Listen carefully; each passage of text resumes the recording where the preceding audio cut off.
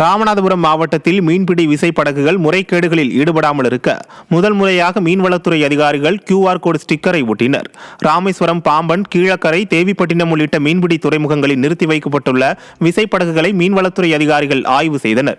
மீன்பிடி படகின் உரிமையாளர்கள் ஒரு படகு எண்ணை மற்றொரு படகில் எழுதி முறைகேட்டில் ஈடுபட்டு வருவதை தடுக்கும் விதமாக ஒவ்வொரு படகின் விவரங்கள் அடங்கிய QR கோடு ஸ்டிக்கர்களை முதல் முறையாக படகுகளில் ஒட்டினர். மேலும் அதிக குதிரை திறன் கொண்ட என்ஜின்கள் பொருத்தப்பட்டிருந்தால் விசைப்படகுகள் உரிமம் ரத்து செய்யப்படும் எனவும் எச்சரிக்கை விடுத்தனர்.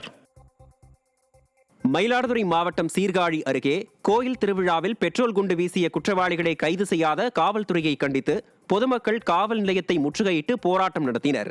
சீர்காழி அருகே வைத்தியநாதபுரம் கிராமத்தில் கோயில் திருவிழா சாமி ஊர்வலத்தின் போது ஒரு தரப்பினர் பெட்ரோல் குண்டு வீசிவிட்டு தப்பி ஓடினர். இந்நிலையில் கிராம மக்கள் புகார் அளித்தும் குற்றவாளிகளை பிடிக்க காவல்துறை அலட்சியம் காட்டி வந்தது. இதனால் ஆத்திரமடைந்த கிராம மக்கள் காவல் நிலையத்தை முற்றுகையிட்டு சாலை மறியலில் ஈடுபட்டதால் அப்பகுதியில் பெரும் பரபரப்பு ஏற்பட்டது. விடிய ஆட்சியில் கையுறை இல்லாமல் தூய்மை பணியாளர்கள் குப்பைகளை அகற்றும் அவல நிலை தொடர்ந்து வருவதாக பொதுமக்கள் குற்றம் சாட்டியுள்ளனர். செங்கல்பட்டு நகராட்சி 33 வார்டுகளில் குவியும் குப்பைகளை தூய்மை பணியாளர்கள் முறையான கையுறை இல்லாமல் அப்புறப்படுத்துவது அதிர்ச்சியை ஏற்படுத்தியது.